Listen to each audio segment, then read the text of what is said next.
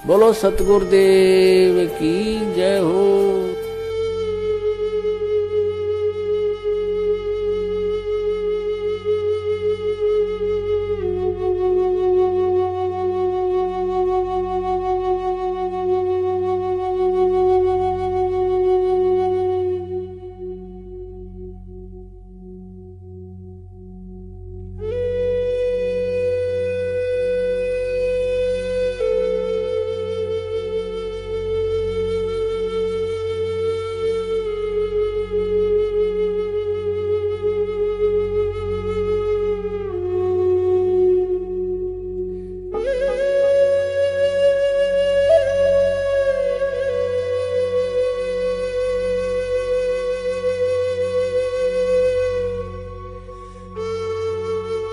मालिक का ये पूर्ण मिशन है।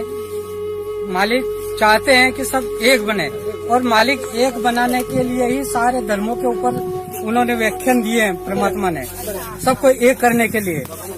तो अब हमारे गांव राजगढ़ में एक हरिजन समाज है, वो बंगी समाज से है, वो भगत बना। अब हम उसके यहाँ भोजन भंडारा नहीं करेंगे तो आप बताओ जाति टूटेगी क्या? तो मालिक का मिशन फेल हो रहा है ना। आप भंडारा बंद करवा रहे हो।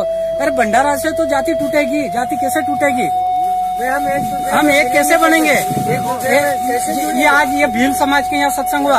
आप कोई पाटीदार है, कोई मारू है, कोई लोधा है, कोई सिरवी है, कोई ब्राह्मण है, कोई किस समाज से, सब ऊंची समाज से भी आए। आपने यहाँ भोजन भंडारा करा तो ये परमात्मा के मिशन को सफल बनाया आपने। विष्णुदास को हमने अरदास लगाई थी कि विष्णुदास आपने हम हमेशा परमात्मा के साथ रहे और अब भी हम परमात्मा के साथ है। आप राजगढ़ में एक पुस्तक आई है, उसके ऊपर आप डिबेट करो। ये पुस्तक हमारे पास आई है, बरवाला के सच्चाई का षड्यंत्रकारी उनका भाई, ये पुस्तक आई है, आप इसके ऊपर डिपेंड करो। अब हम तो इतने जानते नहीं कहा तो मैं क्या, अपन 1 करोड़ 1.25 करोड़ मालिक के भगत है, और एक पानी पत्ता सा बेचने वाला पवन दास, एक 1.25 करोड़ भगत को एक पवन दास नहीं मान रहा तो अपन ने क्या बाढ़ जोकी क्या ज्ञान सीखा? अपन ने सारे मिलकर राष्ट्रपति से शिकायत करो। सारे के सारे अपन पेशी पे तो जाते हैं, एक बार राष्ट्रपति के पास चले जाओ उस पवन दास के विरुद्ध में। है एक पानी पत्ता से बेचने वाला, एक पानी पत्ता, मतलब सच्चाई से डर लग रही उनको। एक आदमी सच्चाई, मालिक ने कहा है कि चोर चुरावे तुमड़ी गाड़े पानी माई, जो गाड़े जो ऊपर आवे। एक भगत से सच्चाई को ऊपर ले आए। आप 125 करोड़ हर धर्म के लोगों को, हर मजहब के लोगों को आप डिबेट के लिए चैलेंज देते हो। एक भगत ने आपको चैलेंज दिया, आपकी थर कांप रहे, आपका डर पोग हो रहे, आप कायर बन गए, आपकी चोरी आप सब जगत के सामने जा रही, आप डर गए। चोर कभी मारता नहीं है भक्तों, चोर कभी नहीं मारता है, पर चोर को कह दो कि मैंने तेरे को पहचान लिया है, फिर देखो आपकी खाल खींच देता है। फिर दुनिया का कोई डॉक्टर आपको सुधार नहीं सकता है, ऐसा मारता है वो चोर। नहीं तो चोर कभी मारता नहीं है। पर आपने कह दिया कि ये मैनेजमेंट वाले चोर है तो ये सारे मारने लग गए। आज देखो, आज यहाँ पुलिस के पास चले गए थे, काय के लिए चले गए थे? क्योंकि इनकी पोल उजागर हो जाएगी, हमको फिर दुनिया दौड़ा के मारेगी, सच्चाई सामने आ जाएगी। चोर को अपन पहचान लिया ना कि ये चोर है, तो चोर क्यों नहीं मारेगा भाई? चोर का स्वभाव है, चोर मारता नहीं है कभी भी। ये भगत कहाँ है? अगर भगत होते नहीं आते, भंडारा करते और मालिक की चर्चा करते। अब मालिक के कोई चर्चा कर ही नहीं सकते, अब उनको चर्चा कहाँ करी? चौकी पे गए, पुलिस थाने में गए, उनको दबाव बनाया, वहाँ गए। मालिक के पास कोई आया? एक भी मैनेजमेंट वाला आया तो बताओ, भाई गवा दो मैनेजमेंट वाला आया, क्यों नहीं आया? वो यहाँ मालिक का काम नहीं हो रहा था क्या? चोर है ना, तो चोर क्यों डर रहे मालिक से? क्यों डर रहे? सच्चाई से क्यों डर रहे? आओ ना, यहाँ बंदगी करो ना, यहाँ मालिक का ज्ञान चर्चा करो ना, और मालिक को छुड़ाने की बात करो ना। आप क्यों अलग बता रहे इनको? क्योंकि आप चोर हो। ये सत सेवकों ने चोर को पहचान लिया और इन सत सेवकों ने कहना चालू कर दिया कि मैनेजमेंट वाले चोर है, मैनेजमेंट वाले चोर है। तो चोर तो मारेगा भाई। चोर तो चोर का स्वभाव है, चोर मारता कभी नहीं है। पर आप कह दोगे कि हमने आपको पहचान लिया, फिर आपको मारेगा वो, जान से भी मार देगा। क्यों? हाँ, क्यों? उनको भी डर है, दुनिया हमको मार देगी, हम इनको नहीं मारेंगे, दुनिया हमको मार देगी। रगड़ा ये है, तो सच्चाई ये है ओरिजिनल। तो सर जी ये बताइए, मैनेजमेंट लोग तो कहते हैं गुरुजी का आदेश आता है, गुरुजी का आदेश आता है। भगत जी, गुरुजी का आदेश कभी 4 युग का एक प्रमाण भी दे दो आप। 4 युग का कि भंडारा मत करो। हमने विष्णुदास जी से कहा था, मैंने खुद कहा था विष्णुदास जी आपने शाक पूरी हलवा खोपरा पाक गुलाब जामुन बनाते थे, तो आपने बोला ठीक है। फिर आपने कहा कि मालिक का आदेश नहीं है शाक पूरी रखो, तो हमने शाक पूरी रखी। फिर आपने कहा शाक पूरी का आदेश नहीं है दाल चावल रखो, तो हमने दाल चावल का भंडारा करते थे। फिर आपने कहा दाल चावल का आदेश नहीं है पोया का आदेश है, तो हमने पोहे रखे थे। और फिर आपने पोहे भी बंद करवा दिए। और फिर आपने कहा कि अब चाय बिस्कुट से, अरे भाई चाय बिस्कुट से कैसे भंडारा होगा, कैसे होगा? हमारे आदिवासी लोग तो चाय बिस्कुट तो खाते नहीं है। बच्चे आते हैं बिस्कुट डुबावे, 4 बिस्कुट दे, 4 बिस्कुट में मुंडा में लेता दे, आधू बिस्कुट तो नीचे पड़ी जाए। अब खाए 4 बिस्कुट में 1 बिस्कुट खाए और सत्संग सुनवा नहीं दे। तो हमने विष्णुदास जी से, मैंने खुद कहा विष्णुदास जी से कि 2 रुपए किलो हमको चावल मिलते हैं सरकार की तरफ से, 2 रुपए किलो चावल मिलते हैं, 1 रुपए किलो हमको गेहूं देती है सरकार, हमें ये भंडारा करने के लिए दे दो। हमको ये चाय बिस्कुट का मत क्यों भाई, धाके तो खा लेंगे हम, तो बच्चे हमारे और सत्संग भी बढ़िया सुनेंगे। तो अगर 2 रुपए किलो बिस्कुट मिलते हैं तो आप ट्रकों बंद भेज दीजिए, हम उल्लंघन नहीं करेंगे। अगर 2 रुपए किलो शक्कर मिलती है आप ट्रकों बंद भेज दीजिए, हम कोई उल्लंघन नहीं करेंगे। अगर 2 रुपए किलो चाय पत्ती मिलती है आप ट्रकों बंद भेज दीजिए, हम कोई उल्लंघन नहीं करेंगे। हम कोई उल्लंघन नहीं करें, हम कोई आज्ञा तोड़ना नहीं चाहते, लेकिन आप हमको मजबूर बनाते हैं, हमारा पेट काटते हैं और हमको गुरु जी से दूर करवा रहे हो। सर जी यहाँ सत्संग हो रहा था तो ये रोका गया यहाँ पर? यहाँ ये रोकने के लिए आए थे, मालिक का सत्संग यही रोक रहे हैं। मालिक का भंडारा, एक बेटा मालिक का भंडारा करवा रहा और एक बेटा रुकवा रहा। चोर कौन है बताओ, चोर कौन है? रुकवाने वाला चोर है, करवाने वाला चोर नहीं है। धर्मात्मा कौन है? भंडारा कराने वाला धर्मात्मा है, भंडारा रुकवाने वाला पापी है और महापापी है। और पापियों का सर्वनाश होगा, इसी धरती पे होगा और हमारे सामने होगा, जरूर होगा। क्योंकि यार रावण का भी अंत हुआ था, कंस का भी अंत हुआ था, दुर्योधन का भी अंत हुआ था और अब इनका भी अंत होने वाला है। इनकी लड़ाई कोई सत्सेवकों से लड़ाई नहीं है, इनकी लड़ाई कोई लूणा भगत से लड़ाई नहीं है, इनकी लड़ाई डायरेक्ट परमात्मा से लड़ाई है इनकी। और परमात्मा इनको ऐसा निपटाएगा। अब ये डर गए हैं, ये डर गए हैं, इनके पैर के नीचे की जमीन खिसक गई है। ये हमने क्या कर दिए है, हम ये क्या कर रहे हैं? ये मरने में भी नहीं बचेंगे। इनके बच्चों को, इनके परिवार को कोई धूप देने वाला नहीं मिलेगा। नहीं तो देख लो रावण और कंस, इनके परिवार में कोई धूप देने वाला नहीं रहा। इनकी लड़ाई कोई लूणा भगत से नहीं थी, इनकी लड़ाई किसी और से नहीं थी, इनकी लड़ाई केवल परमात्मा से थी। परमात्मा का भंडारा रुकवा रहे, परमात्मा से टक्कर ले रहे हैं। ये इतने बड़े पापी है, ये मानव समाज में इनको जीने का हक नहीं है। पूरे मानव समाज, पूरी पृथ्वी पे इनको कोई रहने का हक नहीं है। जो परमात्मा का विरोधी है वो परमात्मा के अंश के और परमात्मा के बच्चों को रोक नहीं पाएगा। परमात्मा के बच्चों को कोई भी रोक नहीं पाया आज तक। प्रहलाद, अकेला प्रहलाद ने भक्ति करी है, परमात्मा प्रकट हुए, छाती फाड़ दी ना उसकी, इनकी भी छाती फाड़ देगा। मीराबाई ने अकेली ने भक्ति करी है, आज तो इतनी सारी संगत है। ये लूणा भगत के भाग्य है, इनके पुण्य है, तो यहाँ इतनी संगत आई है। और कहाँ से आई है? ये सब मालिक के बच्चे हैं, ये सब मालिक के बच्चे हैं और मालिक के लिए ये लड़ना चाहते हैं और मालिक के लिए मर मिटना भी चाहते हैं। पर पापी तुम्हारा क्या होगा? तुम्हारा क्या होगा पापियों? तुमने मालिक से टक्कर लिए, किसी सत्सेवक से टक्कर नहीं लिए। तुम मालिक के दुश्मन हो, महापापी हो। इस पृथ्वी पे आपको जीने का कोई अधिकार नहीं है। यह मालिक कान से सत साहेब जय बंदी छोड़, बड़ा बंदी छोड़, सतगुरु रामपाल जी महाराज की।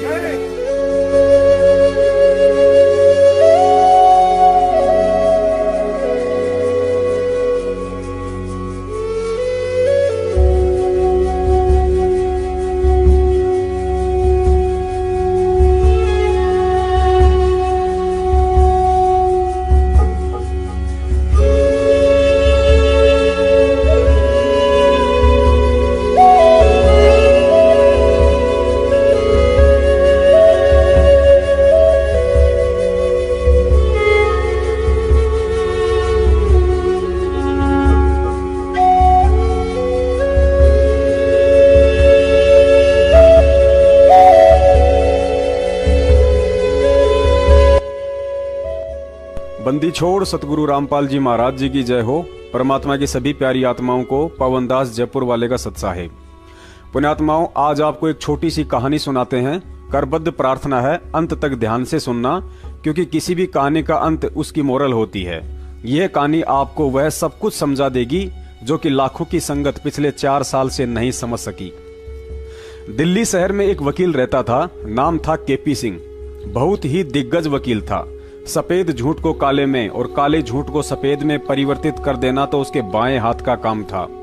जिंदगी में वकालत से खूब पैसा कमाया और अंत में रिटायरमेंट हो गया, लेकिन उससे पहले अपने बेटे को वकील बना दिया।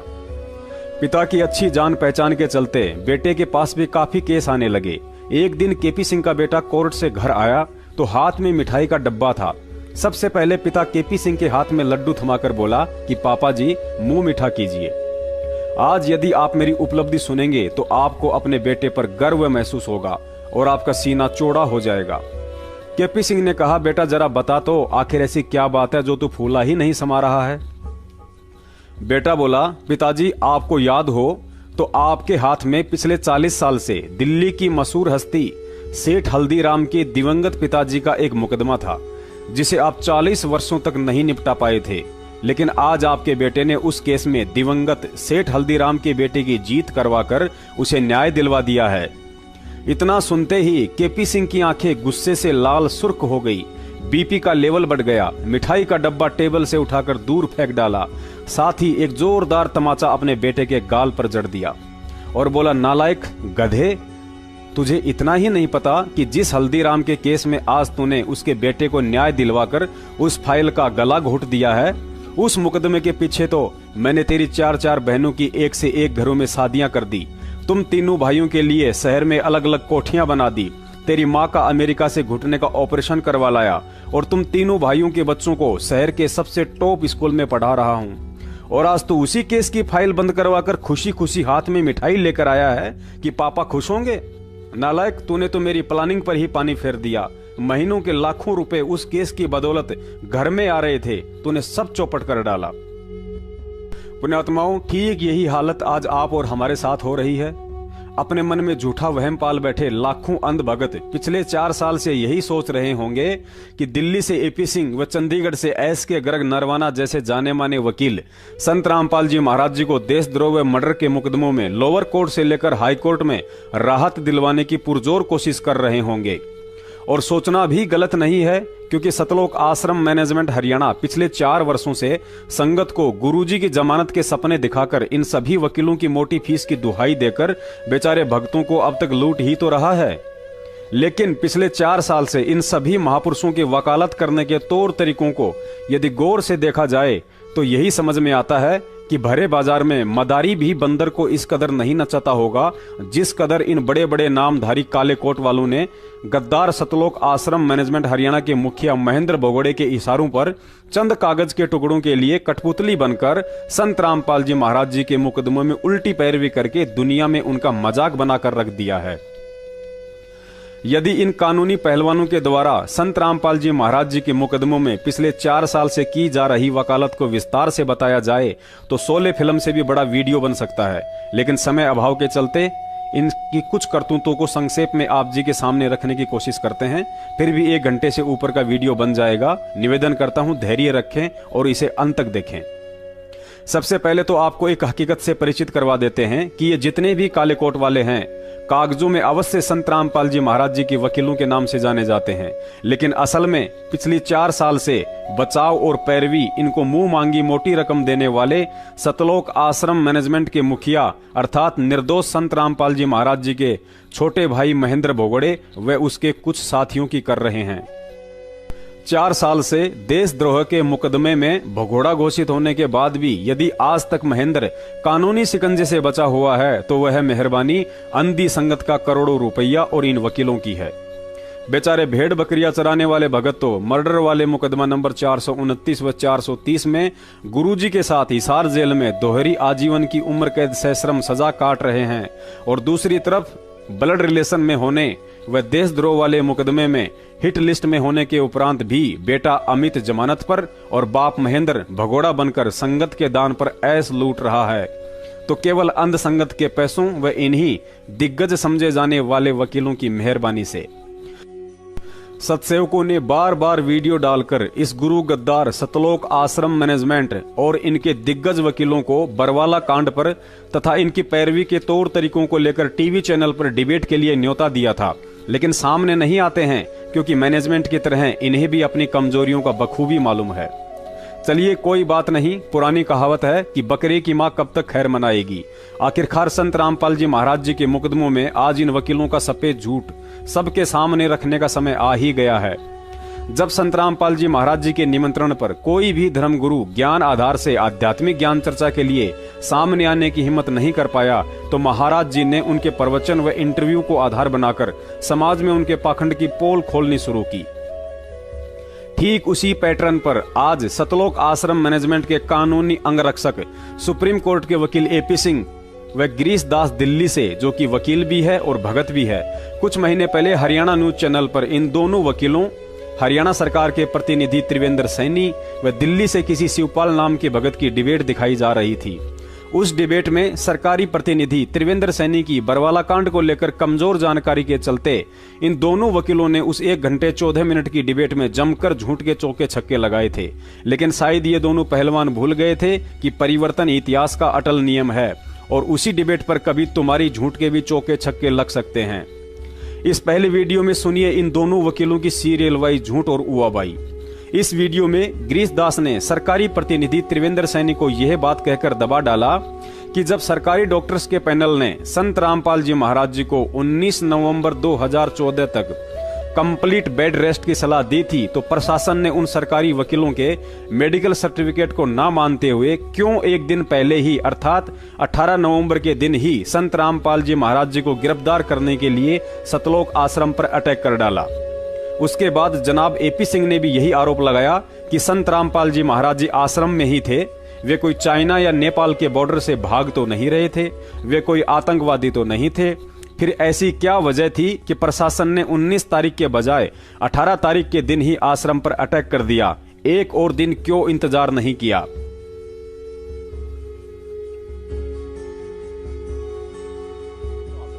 एक और चीज है, यहाँ एक ये भी चीज सामने आती है कि जब वहां उस वक्त स्थिति थी, सरकार के द्वारा ये कहा जा रहा था कि संत रामपाल जी महाराज सामने नहीं आ रहे हैं, तो यदि वो पेश हो जाते तो कंटेंट ऑफ कोर्ट का जो मैटर है, क्या उसको लेकर और परिस्थिति दूसरी होती? नहीं, बिल्कुल पेश होने को। जब 19 तारीख डेट फिक्स कर दी, वो कहीं भाग तो नहीं रहे थे। आपकी 40,000 पुलिस लगी थी सराउंडिंग, कोई ऊपर से हेलीकॉप्टर से तो नहीं आ रहा था, कोई रेड कॉर्नर नोटिस तो जारी नहीं था, कहीं चाइना बॉर्डर और नेपाल बॉर्डर से तो जैसा कि जनरली भाग जाते हैं वैसा तो नहीं था।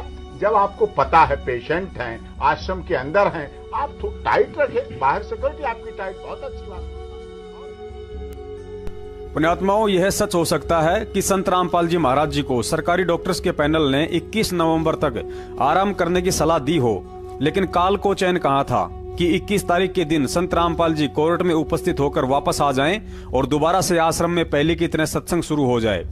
इसके लिए काल ने अपने एजेंट सतलोक आश्रम के प्रवक्ता राज कपूर और महेंद्र भगोड़े में प्रेरणा करके हरियाणा प्रशासन को मजबूरन 19 के बजाय 18 नवंबर के दिन ही सतलोक आश्रम पर कार्यवाही करने के लिए बाध्य कर डाला, क्योंकि 16 नवंबर के दिन ही सतलोक आश्रम के प्रवक्ता राज कपूर और संत रामपाल जी महाराज जी के गद्दार भाई महेंद्र ने कालवश होकर मीडिया के माध्यम से यह कहकर पूरे हरियाणा प्रशासन में भयंकर खलबली मचा डाली कि संत रामपाल जी महाराज आश्रम के अंदर नहीं हैं, हमने परसों ही उनको स्वास्थ्य इलाज के लिए बाहर शिफ्ट कर दिया है। सतलोक आश्रम ने एक नया दावा करके सबको चौंका दिया है कि संत रामपाल इस वक्त सतलोक आश्रम बरवाला के अंदर मौजूद ही नहीं है। हमारे साथ सतलोक आश्रम के प्रवक्ता राज कपूर हैं। कपूर साहब, कहाँ गए संत रामपाल? सर, हमें उन्हें अच्छे इलाज के लिए, क्योंकि यहाँ पे डॉक्टर और दवाइयाँ नहीं आने दी जा रही प्रशासन की तरफ से, और बिजली पानी काट दिया है, तो उनको एक अच्छे मेडिकल की जरूरत थी, तो हमने उनको शिफ्ट कर दिया। कब किया गया उन्हें यहाँ से शिफ्ट और कहाँ किया गया? सर देखिए, ये तो मैं नहीं बता पाऊंगा कि कहाँ किया गया है, लेकिन कल रात को हमने शिफ्ट किया है। लेकिन पुलिस का दावा है कि कड़े सुरक्षा प्रबंध किए गए हैं, आसपास पूरे नाकाबंदी की हुई है, हर एक रास्ते को सील किया गया आश्रम से आने और जाने वाले रास्तों को। तो ऐसे में इतने कड़े प्रबंधों के बीच कैसे संत रामपाल को यहाँ से शिफ्ट कर दिया गया? देखिए सर, पुलिस आने वाले को रोक रही है, आने वालों को रोक रही है, जाने वालों को नहीं रोक रही। नहीं, लेकिन जिसके लिए ये पूरे इंतजाम किए गए हैं, पूरी नाकाबंदी की गई है संत रामपाल की गिरफ्तारी के लिए, तो क्या संत रामपाल को तो बाहर जाने नहीं देगी इतनी आसानी से पुलिस? तो वो तो प्रशासन बताएगा सर, इस बारे में क्या जवाब दे सकता हूँ, वो तो उनका काम है। लेकिन एकदम सुबह तक आपका बयान कुछ और था, एकदम से आप पलटे हैं कि संत रामपाल आश्रम में नहीं है। सुबह तक आपका कहना था कि वो वही है, यही नहीं, मैंने ये नहीं कहा सुबह तक यही है। हमने ये कहा था कि वो कोर्ट जाएंगे और कोर्ट जाने में असमर्थ थे और इलाज की जरूरत थी, इसलिए हमने उनको शिफ्ट करना उचित समझा और हमने शिफ्ट कर दिया।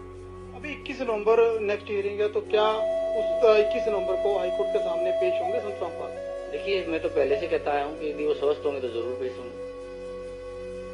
ये थे सतलोक आश्रम के प्रवक्ता राज कपूर। इन्होंने दावा कर दिया है कि संत रामपाल आश्रम के अंदर मौजूद नहीं है, उन्हें किसी हॉस्पिटल में शिफ्ट कर दिया गया है, लेकिन कब, कैसे और कहां, इसका किसी भी सवाल का जवाब नहीं है। और इतनी कड़ी नाकाबंदी के बावजूद आखिर संत रामपाल कैसे इस आश्रम से बाहर ले जाएंगे, इसका जवाब शायद पुलिस प्रशासन के पास होगा। हमारे साथ संत रामपाल जी के भाई महेंद्र दास भी मौजूद हैं, इनसे जानेंगे। महेंद्र दास जी, अचानक से हालात काफी बिगड़ते नजर आ रहे हैं, तो ऐसे तो काफी नुकसान होने की आशंका है। ऐसा हम तो शांतिपूर्ण तरीके से बैठे हैं, अपने आश्रम के अंदर हैं और ये बल प्रयोग करना चाहते हैं, हमें नाजायज तंग कर रहे हैं। लेकिन आश्रम के लोग भी जैसे टकराव की स्थिति में नजर आ रहे हैं, तो क्या कोई बीच का रास्ता नहीं निकल सकता? बीच का तो ये है कि माननीय न्यायाधीश को चाहिए कि अपने विचार करे। हमको डकैत नहीं है, इतना बड़ा ये केस नहीं है, एक कोर्ट की अवमानना केस उन्होंने खुद बनाया, खुद सुन रहे हैं, इसमें न्याय की उम्मीद है। लेकिन जिस तरह से पुलिस कह रही है या तो गिरफ्तारी करनी पड़ेगी क्योंकि हाईकोर्ट के आदेश हैं, तो क्या संत रामपाल आत्मसमर्पण कर सकते हैं? अब वो यहाँ है नहीं, स्वास्थ्य इलाज करवा रहे हैं, बाहर गए, बाहर शिफ्ट कर दिया हमने परसों।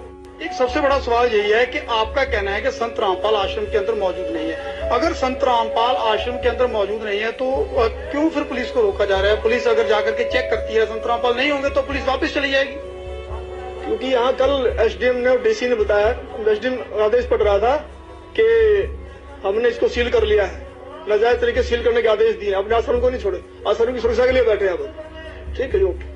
तो ये थे महेंद्र दास, संत रामपाल के भाई हैं और जो आश्रम के प्रवक्ता राज कपूर ने हमसे बात की। इनका कहना है कि आश्रम के लोग किसी भी हाल में पीछे नहीं हटेंगे, यानी कि अगर पुलिस आगे जाएगी तो इनका कहना है कि यह लोग अपनी जान तक देने के लिए तैयार हैं, यानी कि सीधा सीधा कह सकते हैं कि टकराव की स्थिति यहाँ पर पैदा हो चुकी है। अब देखना होगा कि ऐसे हालातों में आखिर इस मामले का निपटारा कैसे होगा, कैसे हाईकोर्ट के आदेश का पालन होगा और कैसे हो पाएगी संत रामपाल की गिरफ्तारी। सतलोक आश्रम के इन दो मुख्य व्यक्तियों के इस भड़काऊ बयान से भी प्रशासन ज्यादा हरकत में नहीं आया, क्योंकि प्रशासन ने सोचा कि जब 5 दिन से धारा 144 लग रही है, आश्रम को हजारों पुलिसकर्मियों ने चारों तरफ से घेर रखा है, तो भला संत रामपाल जी को आश्रम से बाहर कौन लेकर जा सकता है। प्रशासन ने इन दोनों के इस बयान को झूठा इंटरव्यू समझकर जल्दबाजी में कोई एक्शन नहीं लिया ताकि किसी को कोई भारी नुकसान ना हो। जब मैनेजमेंट वालों ने देखा कि हमारी दाल नहीं गली और पुलिस तो उल्टा संयम दिखा रही है, तो इन काल एजेंटों ने सीधा ही प्रशासन व कोर्ट को सतलोक आश्रम पर जबरन अटैक करने के लिए यह बयान देकर खुली चुनौती दे डाली कि आज हमने यह तय किया है कि 17 तारीख तो क्या, इससे आगे भी संत रामपाल जी महाराज यदि खुद भी कोर्ट में जाना चाहेंगे तो उन्हें नहीं जाने दिया जाएगा। वहीं इस मामले पर राष्ट्रीय समाज सेवा समिति के अध्यक्ष और सतलोक आश्रम के समर्थक राम कंवल ढाका ने आज शाम को कहा है कि अगर बाबा रामपाल खुद भी जाना चाहेंगे अदालत में तो वो उनको नहीं जाने देंगे। आइए उन्होंने क्या कहा ये भी आपको सुनवाते हैं। न्यायालय जाना चाहें तो संत रामपाल जी महाराज को भी हमारी 1 लाख लोगों की लाशों के ऊपर से गुजरना पड़ेगा, ये आज हमने निर्णय लिया है सर। इसलिए किसी भी सूरत में 17 तारीख तो क्या, उससे आगे भी हम संत रामपाल जी महाराज को किसी भी झूठे मुकदमे में न्यायालय में उपस्थित नहीं होने देंगे। जी, तो काफी सरगर्मी हो गई है, माहौल तनावपूर्ण बनता जा रहा है।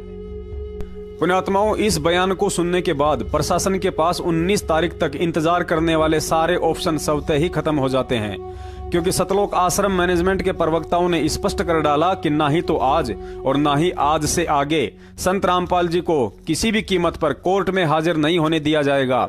तो फिर प्रशासन क्या मूर्ख है जो 40,000 पुलिस फोर्स को लेकर सर्दियों में 19 तारीख तक का इंतजार करेगा, क्योंकि मैनेजमेंट के बयान के अनुसार तो 21 नवंबर को भी आश्रम की तरफ से यही ठेंगा दिखाया जाना था। अतः अब इन दोनों वकीलों की मोटी बुद्धि में यह बात घुस जानी चाहिए कि यही वो मुख्य कारण था जिसकी वजह से हरियाणा प्रशासन को ना चाहते हुए भी 19 नवंबर के बजाय 18 नवंबर के दिन ही सतलोक आश्रम बरवाला पर कानूनी कार्रवाई करनी पड़ी थी। लेकिन आज तक इन्होंने कोर्ट में जाकर गुरुजी के पक्ष में यह पॉइंट नहीं रखा, क्योंकि इस पॉइंट से गुरुजी निर्दोष और मैनेजमेंट दोषी साबित होता है, और यदि मैनेजमेंट ही जेल चला गया तो फिर इन वकीलों की जेब कौन भरेगा। फिर भी इन वकीलों को कोई शंका हो या समझ में नहीं आया हो तो वीडियो के अंत में दास के नंबर मिल जाएंगे, कॉल करके पूछ सकते हैं। इन्हें संतुष्ट करने के लिए दास के पास और भी कई बड़े बड़े सबूत हैं। पुण्यात्माओं, अब आगे आप जो वीडियो देखेंगे उसमें त्रिवेंद्र सैनी जी ने कहा कि संत रामपाल जी पर कोर्ट की अवमानना का मामला था, लेकिन उन्होंने कोर्ट में हाजिर होने के बजाय उस मेडिकल सर्टिफिकेट की आड़ में कोर्ट जाने से बचने के लिए बच्चों व महिलाओं का जमावड़ा अर्थात ढाल बनाना शुरू कर दिया। साथ ही हथियारों का जखीरा भी जमा करना शुरू कर डाला। त्रिवेंद्र सैनी जी की इस बात के जवाब में इन दोनों वकीलों ने तुरंत ही सफेद झूठ बोल डाला कि ना ही तो आश्रम के बाहर बच्चों व महिलाओं को ढाल बनाया गया था और ना ही आश्रम में हथियारों का जखीरा मिला था। क्या संत रामपाल की एक मिनट क्या संत रामपाल की गिरफ्तारी में 950 लोगों का रोल था? 950 लोगों को अरेस्ट किया। आप सुनने की क्षमता रखें। आप बोलिए। आपने सवाल किए हैं तो जवाब सुनने की क्षमता रखें। ठीक है। देखिए, 5 महिलाएं और 1 बच्चे की मौत हुई जी। आप देख रहे हैं कि भाई वहां पे जो आपने वीडियो देखा है, मैं ये कहना चाह रहा हूं कि वहां पे जो महिलाएं थी वो संत रामपाल जी के सामने जो है ना एक दीवार बन के खड़ी हो गई थी, जिनको हटा पाना बहुत मुश्किल हो गया था। और जो भीड़ और जो हथियार वहां पे जो लोगों ने जमा कर रखे थे उस मेडिकल एड के साइड में, मतलब जो एक संत रामपाल जी, एक मिनट मुझे नहीं, आप मेरी बात अधूरी रह जाएगी सर, आप मेरी बात अधूरी रह जाएगी। आप सुन लीजिए पहले, थोड़ा सुन लेते हैं। जो वहां पे मेडिकल का जो टाइम दिया गया, संत रामपाल जी ने कहा भी हम 19 नवंबर को जो है पेश हो जाएंगे, लेकिन 15, 16, 17 को वहां पे क्या हुआ, वहां पे उनके अनुयायियों ने वहां पे जमावड़ा लगाना शुरू कर दिया और वहां पे हथियारों का जखीरा जोड़ना शुरू कर दिया। और वहां पे जो महिलाओं की जो संख्या थी जो उनके अनुयायी है, निश्चित तौर पर हम आप ऐसा कोई हथियारों का जखीरा आश्रम से नहीं मिला है। ठीक है, जरा जवाब ले लेते हैं गिरीश जी से। ठीक है त्रिवेंद्र जी, आपका जो सवाल है वो जरा जवाब ले लेते हैं गिरीश जी से। गिरीश जी बताना चाहूंगा, गिरीश जी यहाँ ये सवाल उठ रहा है कि हम आपकी बात नहीं काट रहे हैं, आप हमारी बात मत काटिए। आपको बोलने का पूरा अधिकार दिया गया, हमें भी तो सरकार का पक्ष रखना। हमारी सरकार निर्दोष है, रामपाल अनुयायियों के विरोधी नहीं है। झूठे आरोप लगाकर आप अपना पक्ष मत रखिए, आप बिल्कुल पक्ष रखिए, सच्चाई के साथ रखिए। 1 मिनट, जो हथियारों का जखीरे की बात कही जा रही है, मैं इनको बता दूं, कोई ऐसा हथियारों का जखीरा पुलिस ने वहां पे हथियार बरामद नहीं किए। जो भी हथियार थे, कोई भी गैर लाइसेंसी हथियार नहीं था। परिवार सहित आते थे लोग, परिवार सहित आते थे, परिवार के साथ जो महिलाओं को आगे करके जिस तरीके से क्या गोलियां नहीं चलाई, आस्था है उसको संत रामपाल जी महाराज में जो 5 महिलाएं मरी, उसका जिम्मेवार कौन है? रामपाल हो गए, जिससे कि आपने अभी जो क्वेश्चन करा है कि वहां महिलाओं को ढाल बनाया गया था, ऐसा कुछ नहीं है, क्योंकि संत रामपाल जी महाराज इसमें बाइज्जत बरी हो चुके हैं। वहां पर किसी भी महिला को, किसी भी बच्चे को कोई ढाल नहीं बनाया गया था। और रही बात हथियारों के जखीरे की, वहां पर ऐसा कोई भी, आप पुलिस रिपोर्ट देखिए ना, पुलिस रिकवरी रिपोर्ट देखिए कि कौन सा हथियारों का जखीरा। लगता है सतलोक आश्रम मैनेजमेंट के तरफ से इस झूठे प्रवक्ता गिरीश दास ने अभी नई वकालत शुरू की है। इसे वकील होकर अभी ढंग से झूठ बोलना भी नहीं आता है, क्योंकि उसके लिए भी टैलेंट की जरूरत होती है। कहते हैं ना कि नकल में भी अकल की जरूरत होती है। अरे भाई, वर्षों से एपी सिंह के साथ रह रहे हो, कम से कम इतना हुनर तो सीख लिया होता कि शब्दों के माध्यम से कौवे को कैसे बगुला सिद्ध किया जाता है। त्रिवेंद्र जी ने बिल्कुल सत्य कहा कि मेडिकल की आड़ में आश्रम के बाहर बच्चों व महिलाओं को ढाल बनाया गया था, क्योंकि मैं पवन दास उस घटना के समय वहां मौजूद था और इन बच्चों व महिलाओं को ढाल बनता देख उस समय पूरी दुनिया ने भी मीडिया के माध्यम से आंखों से देखा था। फिर भी तुम लोगों को इस डिबेट में झूठ बोलते हुए जरा भी शर्म नहीं आई। गिरीश भैया, लाखों भक्तों की भीड़ अंधी और मूर्ख हो सकती है जो आपकी इस उवाबाई पर यकीन कर ले, लेकिन दुनिया इतनी मूर्ख नहीं है।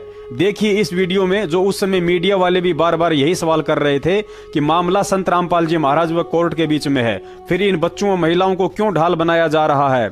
और इन नालायकों ने तो वहां भी सफेद झूठ बोल दिया कि बच्चों व महिलाओं को यहां हमने नहीं बैठाया, ये अपनी मर्जी से बैठे हैं। जबकि तुम गद्दारों ने तो इस दास की आंखों के सामने उन बच्चों व महिलाओं को जबरन संत रामपाल जी महाराज जी के झूठे आदेश बता कर 2 शिफ्टों में हाथों में तख्तियां देकर बैठाया करते थे, ताकि अंत में प्रशासन आश्रम पर अटैक करने के लिए मजबूर हो जाए और संत जी को जेल।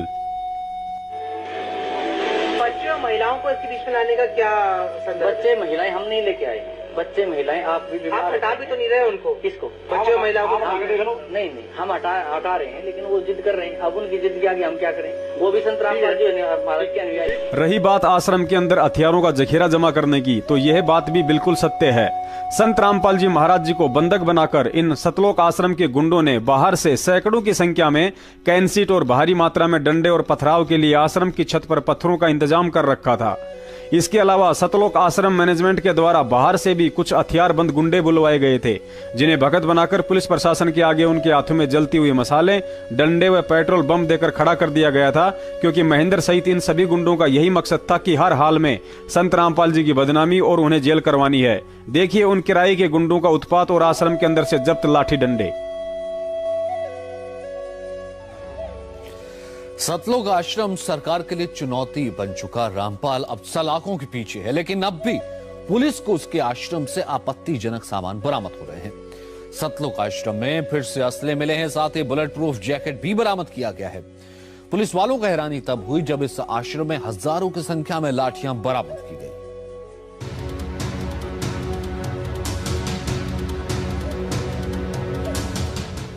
रामपाल के सतलोक आश्रम में तलाशी के दौरान एक के बाद एक खुलासे हो रहे हैं। पुलिस में बन चुके सतलोक आश्रम से रविवार को पुलिस ने कई हथियार और बुलेट प्रूफ जैकेट बरामद किए, लेकिन सबसे हैरान करने वाला था हजारों लाठियों का जखीरा।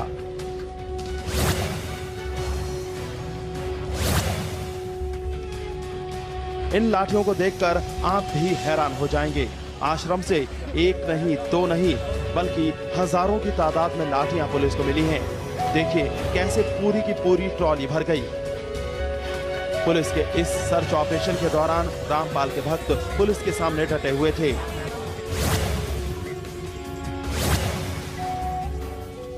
आश्रम से लाठियों के अलावा खतरनाक हथियारों का मिलना भी जारी है, लेकिन पुलिस उस वक्त हैरान रह गई जब उसे आश्रम से 3 बुलेट प्रूफ जैकेट मिले। पुलिस फिलहाल आशंका जता रही है कि आश्रम से अभी कई और हथियार बरामद हो सकते हैं। आश्रम की सर्च जारी है, बहुत बड़ा एरिया है। आज की सर्च में 9 वेपन्स और बरामद हुए हैं और 3 बुलेट प्रूफ जैकेट भी बरामद हुई है।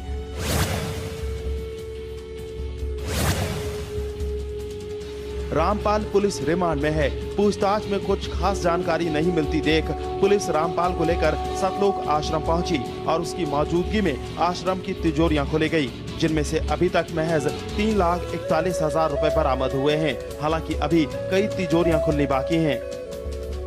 अभी कई तिजोरियां ऐसी हैं जो खुलनी बाकी हैं और जो है सामान कैश इसमें बरामद हुआ है। लगभग 3,41,000 का कैश है जो बरामद हुआ। जांच में अभी जो है जांच जगह अभी वो पुलिस रिमांड पे उनसे पूछताछ जारी है। रिमांड के दौरान रामपाल ने पुलिस को कई अहम सुराग दिए थे, जिनकी पड़ताल करने के लिए पुलिस उसे आश्रम लेकर आई थी। देखना यह है कि अभी इस आश्रम के और कितने राज उजागर होते हैं। सुनील कुमार के साथ जगदीप संधू। मीडिया वाले ने एपी सिंह के सामने सरकार का पक्ष रखा और बोला कि कहा जाता है सरकार को इसलिए यह कार्रवाई करनी पड़ी कि बार बार बुलाने पर भी संत रामपाल जी महाराज कोर्ट में पेश नहीं हो रहे थे। क्या ये बात सही है? इसके जवाब में एपी सिंह ने बताया कि वे बीमार थे, जिसका मेडिकल सर्टिफिकेट हमने कोर्ट में पेश किया था और डॉक्टर्स ने भी उन्हें बाहर आने जाने, यहाँ तक कि अखबार पढ़ने और टीवी तक देखने के लिए भी मना किया था और कहा कि 19 तारीख तक उम्मीद है वे ठीक हो सकते हैं, यानी कोर्ट में जाने के लायक हो सकते हैं। पहले तो हम दर्शकों को बता देते हैं कि एपी सिंह जी इस डिबेट में बरवाला कांड के ऊपर जिस भी प्रकरण में सफाई दे रहे हैं, ये सब बातें इन्हें सतलोक आश्रम मैनेजमेंट की तरफ से लिख कर दी गई हैं, ना कि एपी सिंह ने अपनी आंखों से देखी थी और न ही इस कांड से पहले संत रामपाल जी महाराज जी से इस वकील साहब का कोई रिश्ता नाता था। आपको यह भी बता देते हैं कि आजकल के 90% वकील सिर्फ पैसों के दम पर काले को सफेद में और सफेद को काले में तब्दील करने तक ही सीमित रहते हैं, जैसे कि निर्भया रेप कांड में इसी एपी सिंह वकील ने किया था। पूरी दुनिया जानती है कि निर्भया से ज्यादा कसूर उन 4 लड़कों का था जिन्होंने उसके साथ बलात्कार करके उसके गुप्तांग में रोड डालकर बेरहमी से मारा था, लेकिन फिर भी मात्र पैसों के दम पर एपी सिंह ने उन दरिंदों का वकील बनकर इंसाफ का गला घोटने की पुरजोर कोशिश की और उस समय देश का हर नागरिक एपी सिंह से घृणा कर रहा था। बरवाला कांड से कुछ ही दिन पहले सतलोक आश्रम मैनेजमेंट के द्वारा जबरन संत रामपाल जी महाराज जी को इतना बीमार बना दिया जाता है कि अचानक से उनका स्वास्थ्य बेहद खराब हो जाता है। उनके चलने फिरने तक की भी हालत नहीं बच पाती, यानी इतना सीरियस कि टीवी देखने या अखबार पढ़ने से भी मौत हो सकती थी। लेकिन वहां बैठी लाखों की संगत को इस बात की कानों कान तक खबर नहीं होती है कि गुरुजी इस कदर बीमार हो चुके हैं। और साथ में चमत्कार भी हो रहा था, क्योंकि जिस संत की टीवी देखने के लिए आंखें और अखबार पकड़ने के लिए अंगुलियां तक काम नहीं कर रही थी, फिर भला उस संत की जीभ कैसे काम कर सकती है। लेकिन सैकड़ों कमांडों और हजारों की संख्या में आश्रम के बाहर ढाल बनाकर बैठाई गई औरतों को हर आधे घंटे में यह बताया जाता था कि गुरुजी ने यह आदेश दिया है, अब गुरुजी ने ऐसा करने को कहा है। गुरुजी ने कहा है कि मैं कमांडो सेवा से बहुत खुश हूं। और सभी जानते हैं कि जीव तक ना हिल पाने की स्थिति में भी सारी संगत को 17 तारीख की रात्रि में एक और बहुत लंबा आदेश सुनाया गया था कि गुरुजी का आदेश है, आश्रम में जितने भी भगत हैं उन सबको सार नाम दिया जाएगा। जैसे कि सार नाम कोई आलू टमाटर की तरह किसी सब्जी का नाम है, जब मन में आया बांट दो। मैं एक चीज इसमें जोड़ दूं, सरकार का यहाँ पर ये कहना था कि वो सामने नहीं आ रहे थे, संत रामपाल जी महाराज सामने नहीं आ रहे थे, इस वजह से ये एक्शन लेना पड़ा। हाँ नहीं, ये एक्शन लेना पड़ा, चलिए नहीं सामने आ रहे थे ना। NBW प्रोसीडिंग, कोर्ट की प्रोसीडिंग, देखिए कोर्ट की प्रोसीडिंग होती है, केस बना, बेल हुई, बेल रिजेक्ट हुई, अंततः बेल हुई, रिलीज हुआ, उसके बाद अपीयरेंस होना, ना पेश होना, BW होना, NBW होना, प्रोक्लेम्ड ऑफेंडर होना, भगोड़ा बन जाना, इनाम डिक्लेयर हो जाना, ये प्रोसीडिंग है। तो उस प्रोसीडिंग के तहत अगर वो नहीं पेश हो रहे थे, तो जब डॉक्टर्स ने, जो हिसार के डॉक्टर थे, प्राइवेट डॉक्टर नहीं थे, वो गवर्नमेंट हिसार सिविल हॉस्पिटल के डॉक्टर थे, उन्होंने जाके कहा और थ्रू हिसार DC के द्वारा वो डॉक्यूमेंट भेजे गए जिसमें साफ तौर पे कहा गया कि 19/11/2014 तक संत रामपाल दास जी को ट्रेवल करना, रास्ते में आना जाना और मिलना जुलना, टीवी अखबार देखना, ये सब कुछ बैन है। उनको दवाएं दी गई कि ये दवाएं लें, एक सेवादार हो उनके साथ रहे और उसके साथ उनका इलाज हो। 19 तारीख तक संभवतः उनकी स्थिति सही हो जाएगी, वो ठीक हो जाएंगे, फिर उन्हें पेश कर दिया जाएगा, वहां पेश कर देंगे उनको। ये चीज थी, ये डॉक्यूमेंट्री एविडेंस है, जो भी उस समय तत्कालीन एडवोकेट थे उन्होंने किया और वहां लगाया, लेकिन उनकी बात। दूसरा विचारणीय विषय यह है, यदि उस समय गुरुजी इतने ही बीमार थे तो फिर सतलोक आश्रम मैनेजमेंट बरवाला कांड के समय जो भी ज्ञान विरुद्ध घटिया आदेश संगत को दे रहा था, फिर उन्हें वह आदेश कौन दे रहा था। और 18 तारीख तक संत रामपाल जी महाराज इतने ही भयंकर बीमार थे, तो फिर 19 तारीख को दिन में वे अचानक से कैसे इस कदर स्वस्थ हो सकते हैं कि जैसे कभी बीमार थे ही नहीं। अपने पैरों पर सतलोक आश्रम के बाहर तक आए, फिर पंचकुला तक 4 घंटे के सफर में एम्बुलेंस में बैठे ही रहे, लेटे तक भी नहीं। और जब उनका पुनः मेडिकल किया गया तो वे बिल्कुल 16 आना स्वस्थ थे। उन्हें ऐसी कोई तकलीफ या बीमारी नहीं थी जो कि सतलोक आश्रम मैनेजमेंट के द्वारा बताई जा रही थी। और ना ही आज 4 साल से ऊपर का समय हो चुका है, जेल में उन्हें ऐसी कोई भयंकर बीमारी हुई है जो आश्रम में सारी सुविधाओं के रहते सहते हो गई थी। दूसरी तरफ यह भी सत्य है कि संत रामपाल जी महाराज हल्के फुल्के अस्वस्थ हो सकते हैं, इसमें कोई बड़ी बात नहीं है, लेकिन इतने भयंकर बीमार नहीं थे ताकि चलने फिरने और उठने बैठने में भी दिक्कत हो। और ये सारी चाल उनके आदेशों की आड़ में इन गद्दार सतलोक आश्रम मैनेजमेंट वालों ने ही सरकार के साथ चली थी। मैनेजमेंट वालों ने तो सरकार के साथ जो चाल चली, इसके अलावा संत जी को दुनिया में बदनाम करने का कार्य भी किया, ताकि वर्षों से उनका तत्व ज्ञान सुन रहे लोगों को सोचने पर मजबूर होना पड़े कि जो संत अपने सत मंत्रों, भक्ति व आशीर्वाद मात्र से दुनिया की कैंसर और एड्स जैसी लाइलाज बीमारियां बिना मेडिसिन के ठीक कर सकता है, तो स्वयं इतना भयंकर बीमार कैसे हो गया कि उठने बैठने तक की भी हालत नहीं रही। पुण्यात्माओं, इस मेडिकल वाली बात को यदि विस्तार से बताना शुरू कर दिया तो इसमें बरवाला से ही डॉक्टर अनंत नाम का भी नाम जुड़ जाएगा और इस पूरे मामले को समझने में घंटों समय लग जाएगा। अतः इसकी गहराई में उस समय जाएंगे जब कभी टीवी चैनल पर इन लोगों के सामने आमना सामना होगा। अतः फिलहाल समझदार के लिए संकेत ही काफी है। पुण्यात्माओं, इन लोगों ने 2008 से लेकर 2014 तक पिछले 6 वर्षों से संत रामपाल जी महाराज जी को कोर्ट में पेश नहीं होने दिया और इसी तरह के नकली मेडिकल लगाते रहे तथा 2014 तक इन गद्दारों ने गुरुजी को अपने जैसा आम मानव समझते हुए अपनी मनमानियां करते हुए उनसे 42 बार कोर्ट की अवमानना करवाई। और यदि 1-2 बार रोहतक या हिसार कोर्ट में जाने भी दिया तो लाखों की संगत को पीठ पीछे उन्हीं के फर्जी आदेश बताकर ढाल बनाते रहे और सरकार पर दबाव बनाने के लिए कुछ युवा भक्तों को भ्रमित करके उन्हीं के आदेश बताकर अपनी ब्लैक कमांडो नाम से एक प्राइवेट आर्मी भी तैयार कर ली। कोर्ट ने 6 साल तक संत रामपाल जी महाराज जी की पीठ पीछे उनके भाई महेंद्र द्वारा उन्हीं के आदेश बताकर किए जा रहे इस नाटक को देखा और सहन भी किया, लेकिन जब पानी सर के ऊपर से गुजर गया तो अंत में कोर्ट ने यह कड़ा रुख अपनाने का फैसला किया। और यदि कोर्ट को किसी माध्यम से इस कुचक्कर का पता भी चल जाता कि यह सारा घटनाक्रम निर्दोष संत रामपाल जी महाराज जी की आड़ व आदेशों का सहारा लेकर सतलोक आश्रम मैनेजमेंट और राष्ट्रीय समाज सेवा समिति कर रही है, तो भी कोर्ट के आदेश से लॉ एंड ऑर्डर की स्थिति को मेंटेन रखने के लिए प्रशासन यही कदम उठाता जो उसने 18 नवंबर 2014 के समय उठाया था। आपको इसका एक और प्रमाण देते हैं कि संत रामपाल जी महाराज का कोर्ट में उपस्थित ना हो पाने का मुख्य कारण यदि कोई भयंकर बीमारी ही होती तो उस समय उनका वकील एस के गर्ग नरवाना यह बात क्यों बोलता कि मेरी खुद महाराज जी से बात हुई है और उन्होंने कहा है कि मैं तो बीमार होने के बावजूद भी कोर्ट में पेश होना चाहता था, लेकिन मुझे आश्रम में बंधक बना रखा था। और जब मीडिया वाले ने बंधक बनाने वालों के नाम आदि जानना चाहा तो इस एस के गर्ग नरवाना वकील साहब ने सतलोक आश्रम मैनेजमेंट वालों से मिल रहे पैसों का कर्ज अदा करते हुए उनका बचाव करते हुए RSSS यानी राष्ट्रीय समाज सेवा समिति के गुंडों का नाम सार्वजनिक ना करते हुए सरेआम काला कोट पहनकर सफेद झूठ बोल दिया कि कुछ असामाजिक तत्वों ने बंधक बना रखा था। फार्मर्स हैं, ये हथियार कैसे रख सकते हैं? पर बहुत बड़ा जखीरा हथियारों का बरामद हुआ है आश्रम के अंदर। नहीं, ऐसा कुछ नहीं है, ऐसी कोई रिपोर्ट नहीं है। एडवोकेट जनरल ने कोर्ट में बताया है कि अभी हम सर्च कर रहे हैं और उसके बाद वो रिपोर्ट देंगे। आप ऐसा प्रिज्यूम क्यों कर रहे हो कि वहाँ पे हथियार है? ये जब से ये झगड़ा चल रहा था, जब से कंटेम्प्ट हुई, कोर्ट ने नोटिस दिया, तब से उनकी कस्टडी में थे। लेकिन प्ली ये ली जा रही थी कि मेडिकल सर्टिफिकेट नहीं, बीमार हैं। बीमार तो स्टेट ने खुद मेडिकल सर्टिफिकेट गुरुजी का पेश किया था कि ये बीमार है। नहीं, उन्होंने नहीं पेश किया, ये सिर्फ स्टेट ने पेश किया था। आप कह रहे हैं कि इस पूरे जो वाकया हुआ है उसके लिए राज्य सरकार जिम्मेदार है? नो, इस सारे वाकये के लिए जो भी हुआ वो लोग जिम्मेवार हैं जिन्होंने इनको बंधक बना के रखा। ये पहले भी कोर्टों में पेश होते रहे हैं और इस केस में पेश ना होने का मतलब ही नहीं है, और खुद बड़े लॉ अबाइडिंग सिटीजन है और कानून में पूरा विश्वास है। जजों का पूरा मान सम्मान, इज्जत और रिस्पेक्ट करते हैं। ये ऐसी कोई बात नहीं। सर, एक सील पर बता पाएंगे कि किन लोगों ने इनको बंधक? उनका नाम इतने लोगों का कैसे पता लगेगा? वहाँ पब्लिक, जनरल पब्लिक थी, हजारों लोग। फॉलोअर्स भी? नहीं, फॉलोअर्स भी हो सकते हैं, वो कोई एंटी सोशल एलिमेंट भी हो सकते हैं, ये कुछ नहीं पता। अब एंटी सोशल एलिमेंट्स क्या करेंगे? क्या पता चलेगा? You enter, anybody can enter anywhere. Sir, मंदिरों में और आश्रमों में कोई भी आदमी जा सकता है। सर, उन्होंने कहा, उनके बयान पे ही कोर्ट में बयान हुआ।